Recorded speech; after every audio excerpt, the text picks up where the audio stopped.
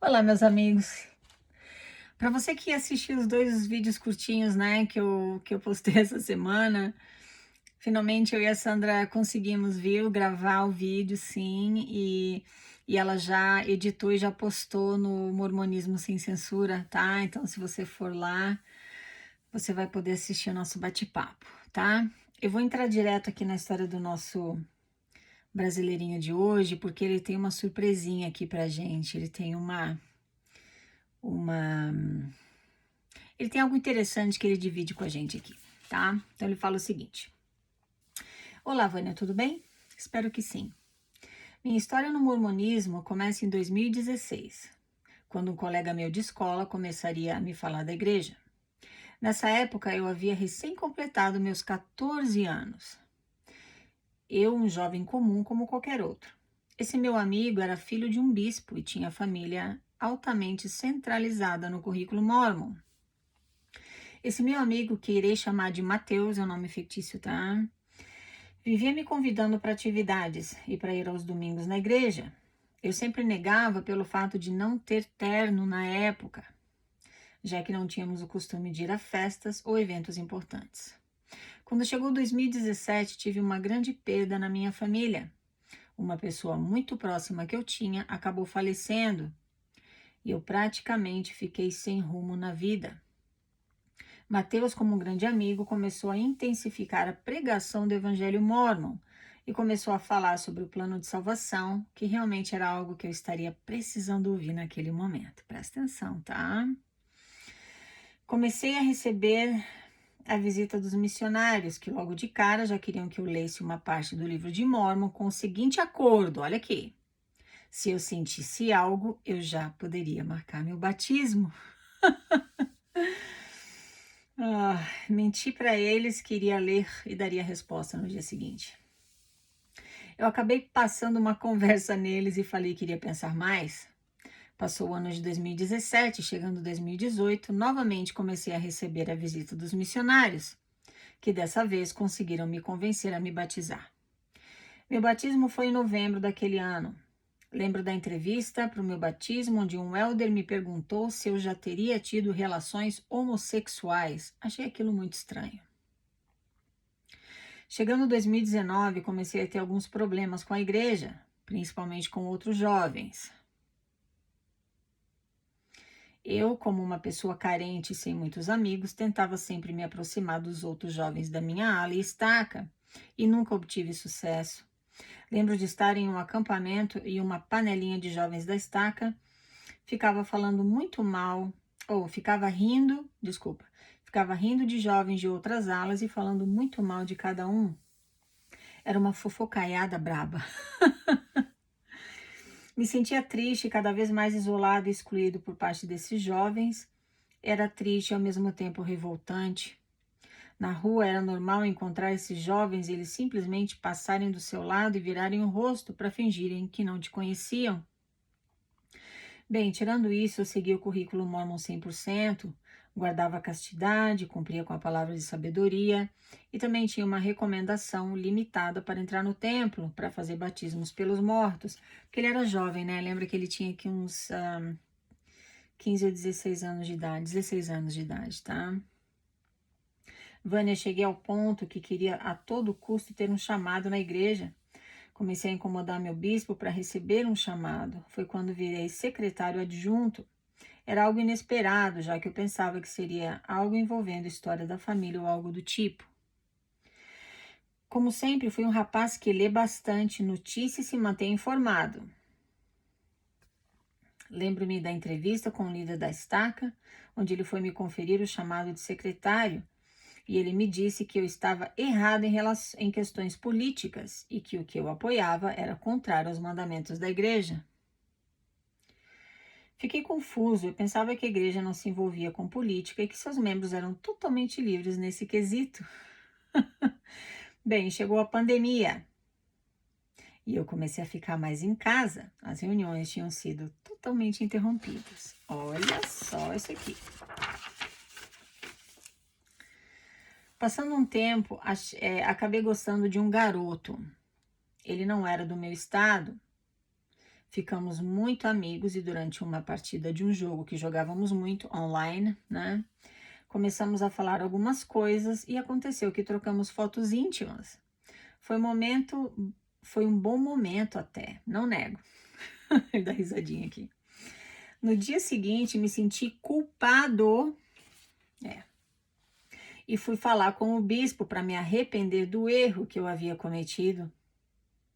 Durante a entrevista, lembro do bispo começar a perguntar coisas muito profundas em relação ao meu passado antes de eu ser membro da igreja. Foi muito vergonhoso para mim aquilo, já que era algo para se esquecer, já que depois que batizamos, o passado simplesmente morre. Olha como ele tem uma consciência, como ele tem um senso crítico extremamente apurado, é muito interessante. Ao longo de toda a história dele, ele vai questionando tudo, presta atenção, tá?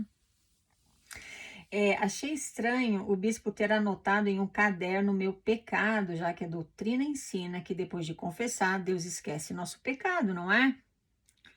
É verdade. Meu bispo tinha dado o conselho de eu não falar mais com o rapaz e começou a me ameaçar, dizendo que caso eu continuasse fazendo isso, ele iria me vetar de ir para a missão, que até então era algo que eu queria. Faz tudo certinho, certinho, de acordo com o que a gente te ensina, hein? Senão... eu nunca consegui me relacionar com ninguém naquela época. Ficavam me fazendo pressão psicológica, dizendo que o Pai Celestial iria me trazer uma eleita caso eu fosse para a missão e voltasse com honra. Ou seja, se aproveitavam da minha baixa autoestima em relação a isso. Chegamos em 2021 e mesmo tendo me arrependido e ter continuado digno depois, comecei a ver seu canal e de outros que também se afastaram ou saíram da igreja. Eu já sabia da poligamia e do sacerdócio para negros, mas eu achava que realmente era algo normal e que realmente tinha sido inspirado pelo Pai Celestial. Me deu um estalo quando achei um documento antigo do nosso governo, o qual falava sobre o sacerdócio para negros, que foi na época que a igreja estava construindo o templo em São Paulo. O governo brasileiro teria pressionado a igreja a mudar essa doutrina, ou iria sofrer alguns embargos em relação às operações dela aqui no Brasil. O templo não iria funcionar e também a igreja teria que enfrentar algumas restrições em relação ao trabalho missionário. Vou mandar o link desse documento e também mandarei em anexo com a carta. Eu vou voltar, tá, a esse assunto porque é muito interessante o documento que ele encontrou. Supostamente, Spencer Kimball acabou liberando o sacerdócio para os negros depois dessa pressão. Ai, que delícia! Ai, que delícia ele ter mandado esse documento para nós. Continuando com a história. Comecei a falar com o bispo que eu iria me afastar e que não estava mais me sentindo bem lá. Ele disse que iria ficar triste e que eu deveria parar de ver a mídia anti-mormon e estudar mais as escrituras. Ai, isolamento intelectual, né? Mesmo eu estudando cada vez mais, abri os olhos. Uau! Hoje em dia estou muito feliz, faço o que quero, faço o que eu quero e já quebrei a castidade esse mês. Ai, e hoje ainda estou lutando para me afastar de vez. Cada vez mais aumenta a resistência dos líderes, já que eu era muito prestativo na igreja, cumpria tudo e honrava o chamado. Finalmente achei alguém que me faça feliz. É uma moça. Vale ressaltar que talvez eu seja bissexual. Ainda não me descobri totalmente. Não peguei sequelas do mormonismo, já que não nasci no convênio. E também seu canal e de muitos outros me ajudaram bastante a não ter problemas de culpa por algo que realmente não existe. Um abraço, Vânia, que continues com esse seu canal maravilhoso e que continues ajudando outras pessoas que passam pela mesma situação que nós passamos.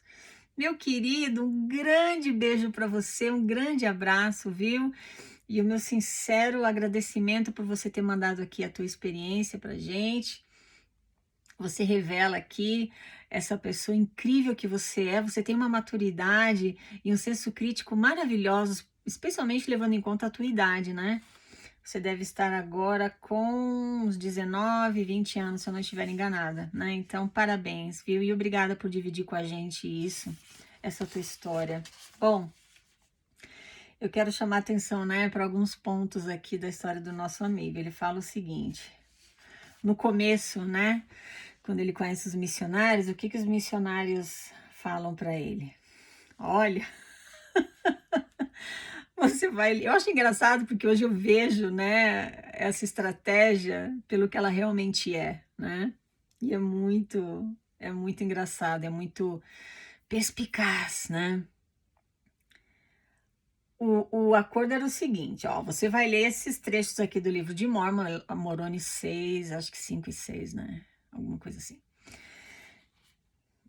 Você vai ler esses versículos aqui do livro de Mormon, e se você sentir algo, você já vai poder marcar seu batismo. Ou seja, quando você lê Moroni, né? Ali te desafia a você orar e perguntar a Deus se aquelas coisas não são verdadeiras. E se perguntar com fé, se perguntar com fé. Ai, tô esquecendo, que coisa boa, né? Eu esqueci, mas se pedir com fé, né? Você vai receber um testemunho da veracidade do livro de Mormon. É maravilhoso. E aí sim, o que eu digo que é maravilhosa essa estratégia deles, porque agora com o estudo de DNA do livro de Mormon, afirmando, né, que ele não tem embasamento histórico absolutamente nenhum, você nem precisa mais orar para perguntar a Deus se o livro é verdadeiro ou não, porque a ciência já está te dizendo que ele é falso e Deus não mentiria para ti, né? Aquele mesmo Deus que você acredita abençoou cientistas com recurso suficiente para desmascarar essa seita horrorosa aqui que é o mormonismo. Então agora você não precisa nem orar para perguntar a Deus se o livro de Mormon é verdadeiro. Eles conseguiram te enrolar por mais de um século, né? Mas agora a verdade apareceu. Mas até então, né? Ainda nos dias de hoje, para as pessoas que não têm interesse em pesquisar e conhecer, né, o mormonismo, elas caem nessa ladainha aqui, elas oram, né? E aí acontece o seguinte: se você sentir alguma coisa boa, né, porque você está orando, você está naquele momento espiritual, introspectivo, se você sentir aquela paz, aquela coisa boa, é um testemunho da veracidade do livro de Mormon e automaticamente da veracidade da igreja. Então agora você precisa se batizar. Caso você não sinta nada, você vai, talvez, se você se preocupar o suficiente, né, com aquela situação, você vai aceitar o batismo e vai dizer que, né, você recebeu um testemunho do livro de Mormon, né, porque você não quer achar que o problema está contigo, né. Então, é muito interessante essa estratégia, né. E ele fala que ele não se interessou pela igreja, acabou morrendo o assunto, mas aí ele perdeu um ente querido. Agora o bicho pegou. Porque agora o amigo dele começou a falar do plano de felicidade do Pai Celestial, né? Que é extremamente seletivo. Porque é só para aquelas pessoas que concordam em viver o mormonismo ao pé da letra. Aí o que, que vai acontecer? Elas vão poder encontrar seus familiares de novo um dia lá no Reino Celestial. Mas você tem que fazer tudo isso aqui, né? Eu não preciso nem repetir, né? Você sabe. Você tem que fazer tudo isso aqui que a igreja está te mandando. E perseverar até o fim, não se afasta da igreja. Aí você vai encontrar os seus familiares lá, mas você tem que entrar no templo, né? E fazer as ordenanças por eles, porque eles estão esperando por isso, né? Mas não esquece que para você entrar no templo, viu? Você tem que pagar. Paga teu dízimo, né? Senão você não recebe uma recomendação. Fisgaram ele. Porque ele precisava de uma resposta. Ele precisava saber o que tinha acontecido com aquele familiar, ou seja, o que acontece, né, com a gente após a morte. E aquela esperança dele encontrar esse ente querido de novo. Ele simplesmente caiu na lábia dos missionários e se batizou. É assim que funciona. Né? Eles trabalham muito com a tua sensibilidade e vulnerabilidade humana. Então, cuidado com isso, tá? Mas eu entendo por que ele acabou aceitando, né? Então tá, ele ficou lá e ele né, foi cumprindo o currículo, ele queria fazer missão, mas ele cometeu um erro. Ele foi contar para o bispo, né, que ele teve que ele trocou fotos íntimas com outro rapaz. Esse foi o erro dele, né? Trocar fotos íntimas com outro rapaz, isso é problema dele, não é meu, não é teu, né, que tá assistindo, e muito menos do bispo. É uma coisa que ele deveria decidir, né, se ele quer fazer ou não, a gente não julga, né. E ele falou pro bispo, agora o bispo começou primeiro, quis saber da vida dele antes do batismo. Olha como eles invadem a tua privacidade, a tua vida, porque fica mais fácil deles te controlarem, te manipularem dessa forma, viu? Começou a perguntar para ele sobre a vida dele antes dele se batizar. Ele falou: peraí, quando a gente se batiza, a gente não nasce de novo, ou seja, o que aconteceu antes não importa mais. Então ele achou aquilo estranho. Olha como é importante você questionar, mesmo que não verbalmente, mentalmente. Questiona, porque vai te levar a buscar conhecimento, que foi o que aconteceu com o nosso amigo aqui da história. Ele estava virando uma marionete nas mãos deles, já. O bispo falou: não fala mais com esse rapaz.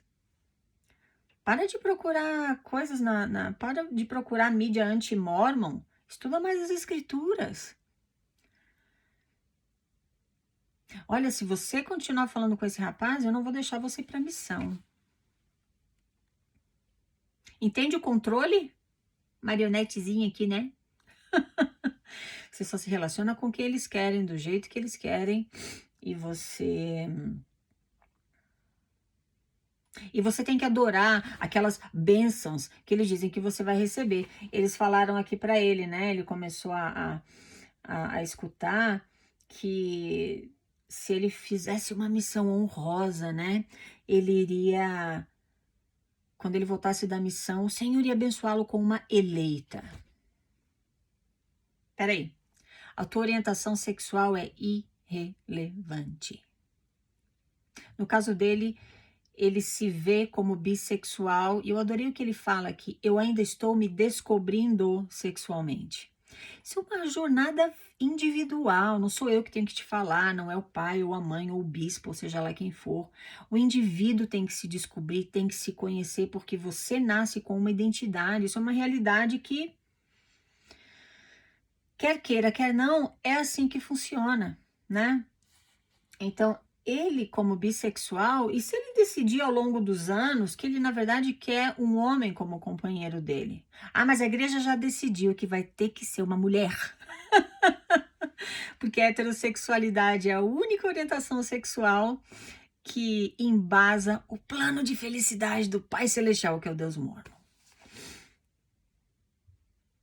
Tá entendendo? Então abre teu olho, tá? Bom, o nosso amigo aqui, ele gosta de questionar, né? Ele tá conseguindo se livrar aqui das amarras da igreja aos poucos, né? Ele disse que tá, como é que ele fala aqui? Lutando para se afastar de vez, né? Olha, meu querido, eu espero sinceramente que você encontre e lute pelo que é melhor para você, viu? Seja ficar na igreja ou sair dela definitivamente. E eu te desejo boa sorte, né, na tua autodescoberta, que é maravilhosa. Ninguém tem que falar para você o que é melhor para você.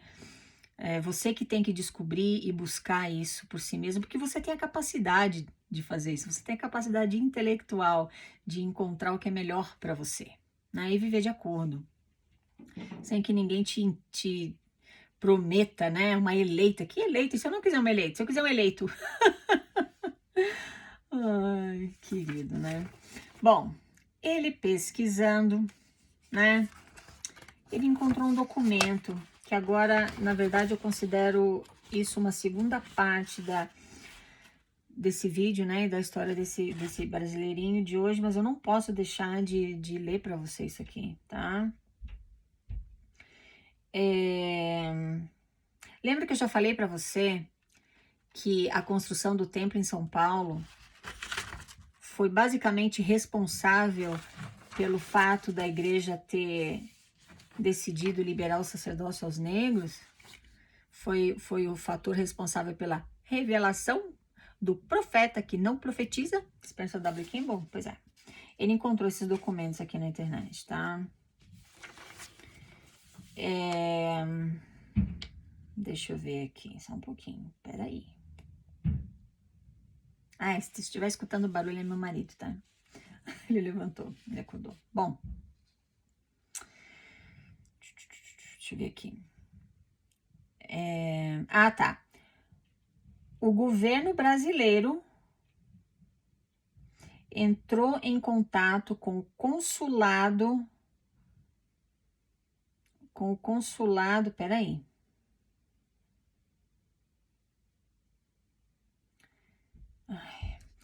A igreja estava construindo o templo em São Paulo. O governo brasileiro teria pressionado a igreja a mudar essa doutrina ou iria sofrer alguns embargos em relação às operações aqui no Brasil. O templo não iria funcionar e também a igreja teria que enfrentar algumas restrições em relação ao trabalho missionário. Então é o seguinte, eu vou ter que ler para você, mas ele me mandou documentos aqui documentos originais, ó. Ele mandou o link aqui para mim que vai te mostrar os documentos originais. Presta atenção aqui. Deixa eu te mostrar, veja se você consegue ver. Ó. Olha. Se quiser, dá uma pausa aí no vídeo e tira uma foto, né, com o teu telefone, aumenta que você vai poder ler, viu? Difusão, Serviço Nacional de Informações, Índice, Atividades de Missionários Estrangeiros no Brasil, Igreja Mórmon, Racismo. Esse é o assunto desse documento emitido pelo Ministério das Relações Exteriores em dia 4 de novembro de 1979. Aqui fala o seguinte, eu vou ler para você, tá? Mas te sugiro, né, procurar. Eu vou ver se eu consigo colocar o link na descrição do vídeo para você procurar esse documento por você mesmo. Segura comigo a onda aí que talvez passe um pouquinho de 30 minutos, mas vale a pena. A Embaixada do Brasil em Washington, né, foi consultada sobre a situação da Igreja Mórmon em nosso país. A carta de consulta assinada por Jeffrey Rubble diz que desde julho de 1978 a referida igreja estaria inclinada a mudar sua política de discriminação racial em virtude de uma revelação que teria sido feita ao seu presidente profeta Spencer Kimball. Revelação e profeta estão entre aspas. Acrescenta que a alteração do que ele chama de apartheid espiritual estaria sendo vista como forma de contornar restrições que o governo brasileiro estaria fazendo às atividades missionárias mórmons no Brasil pela prática do racismo. A referida embaixada ainda não foi instruída a responder.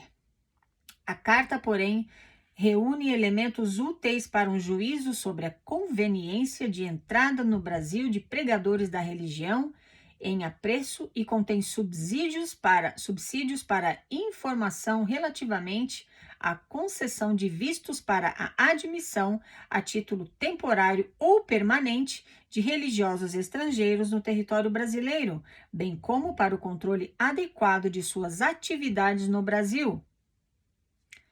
Tradução não oficial da íntegra da carta encontra-se em anexo. Agora eu vou ler para você a carta. Isso aqui é só um documento te provando o que nós já temos conversado aqui no canal há muito tempo, que a construção do templo em São Paulo foi o que desencadeou a decisão da igreja de liberar finalmente o sacerdócio aos negros. Eles não tinham escolha. Prezado senhor embaixador, estou fazendo pesquisas numa das religiões que mais crescem na América, a Igreja de Jesus Cristo dos Santos dos Últimos Dias, conhecida como Mórmon. Esta igreja está crescendo rapidamente não somente nos Estados Unidos, mas também nos países das Américas do Sul e Central. A igreja planeja abrir logo um templo em São Paulo, no seu país. Este edifício servirá aos numerosos novos convertidos, fazendo acessível as condições que eles têm que ter para atingir os níveis mais elevados do mormonismo. Essas condições só podem ser obtidas dentro das paredes de um templo mórmon. Até meados de 1978, era a doutrina da Igreja Mórmon que as pessoas da raça negra e aquelas descendentes de negros não poderiam ser elegíveis para o sacerdócio mórmon. A estes mesmos indivíduos não era permitido participar da maioria dos ritos administrados nos templos. As razões para este apartheid espiritual não eram claras nem para os integrantes da igreja. O que era divulgado pelos líderes da igreja era que somente uma revelação de Deus poderia modificar essa doutrina divina. Em julho de 1978, a Igreja Mórmon anunciou que seu presidente e profeta Spencer Kimball havia recebido uma revelação de Deus. A substância dessa revelação era que a política para os negros da igreja deveria ser mudada. Não deveria existir nenhuma restrição com relação à herança racial na Igreja Mórmon. Após o pronunciamento de julho, houve muita especulação pelos membros da Igreja Mórmon sobre como a nova revelação fora recebida. Um rumor indicava que o fundador da igreja, Joseph Smith, havia aparecido ao Sr. Kimball com a mensagem de mudar a doutrina. Contudo, nos últimos meses, novas informações surgiram, sugerindo que a modificação era mais uma decisão de caráter material do líder mórmon.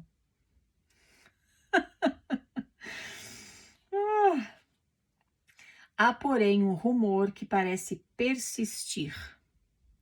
Comenta-se que o governo brasileiro teria solicitado a Igreja Mórmon ou para mudar sua doutrina em relação à raça negra, ou então para enfrentar restrições às suas atividades missionárias no Brasil.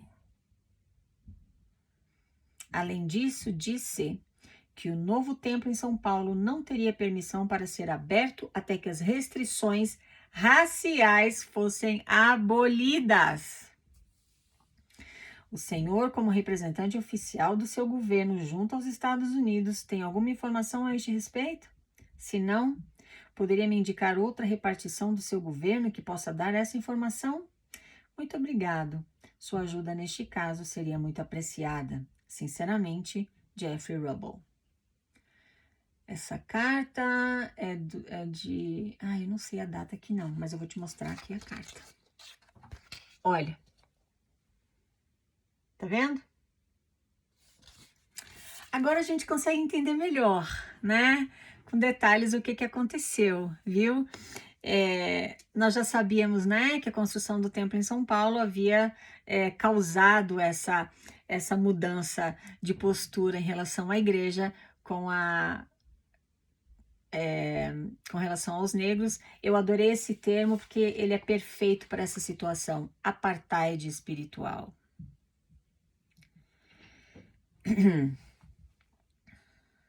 Então, o que aconteceu foi o seguinte: o templo estava sendo construído em São Paulo, para os branquinhos, só para os branquinhos.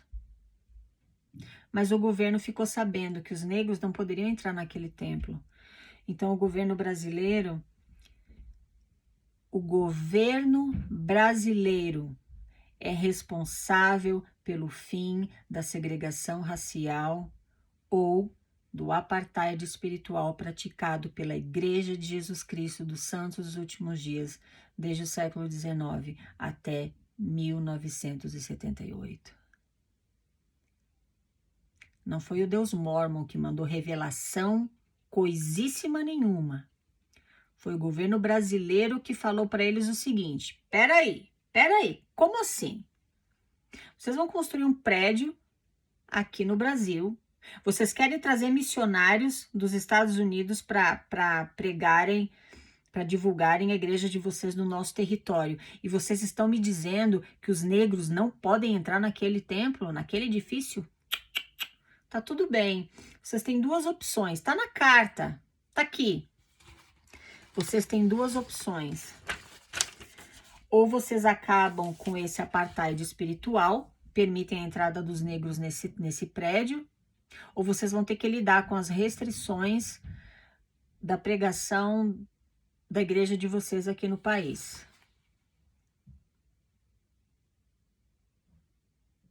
A carta reúne elementos úteis para um juízo sobre a conveniência de entrada no Brasil de pregadores da religião em apreço e contém subsídios para informação relativamente à concessão de vistos para a admissão a título temporário ou permanente de religiosos estrangeiros no território brasileiro, bem como para o controle adequado de suas atividades no Brasil. Uau!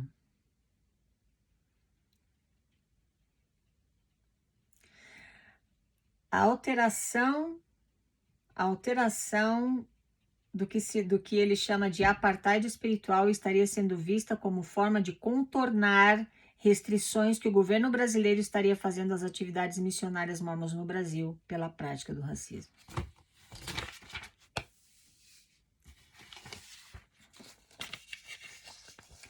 Ah, esse pessoal, né, gosta de falar mal da igreja.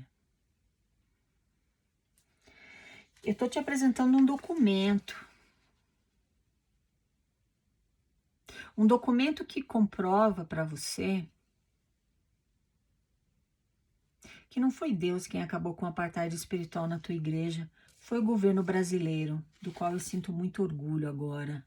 Eu não estou falando do governo atual, eu não estou falando de política, mas eu como brasileira me sinto extremamente honrada e orgulhosa agora em saber não porque eu já sabia, mas em ter um documento que dá embasamento para o que eu tenho te falado aqui várias outras vezes.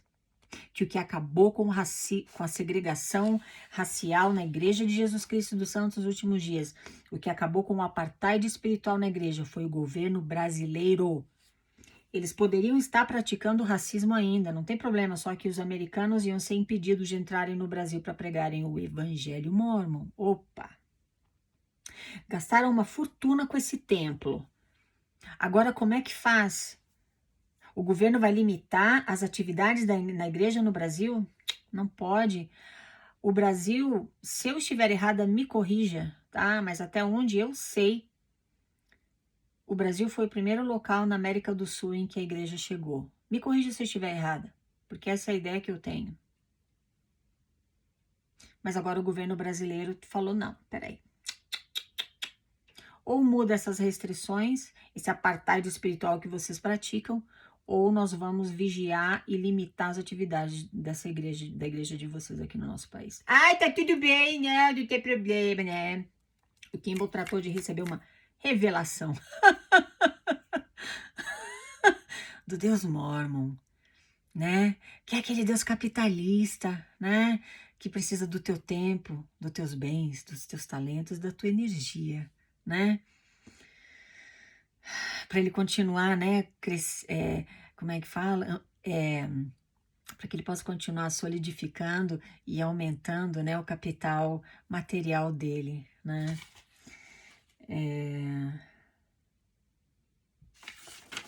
Nossa, meu querido, eu não tenho palavras para te agradecer por isso, por ter mandado para mim. Ele não só mandou o link para mim, como ele mandou os dois documentos, a carta e esse outro documento que eu não... Deixa eu ver aqui. É um documento que é o quê? Eu não sei se é um memorando, eu não sei. Mas um documento oficial do Ministério das Relações Exteriores.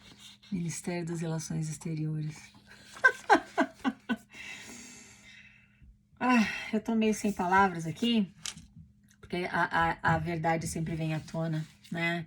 A era da informação que nós estamos vivendo atualmente é fantástica, é fascinante. Só não vê quem não quer, só não aprende quem não quer, só cai na lábia de charlatões da fé quem realmente quer, né? Mas a verdade tá aí, viu? Que delícia, né? Ai, que delícia! Tá, eu vou procurar esse link aqui, eu vou colocar o link que ele mandou pra mim. E eu vou colocar colocar para você na descrição do vídeo. Acesse esses documentos, chega às tuas próprias conclusões e decide o que é melhor para tua vida, ao invés de o que é melhor para tua igreja. Muito obrigada por me escutar, meus queridos. Falamos na próxima. Tchau, tchau.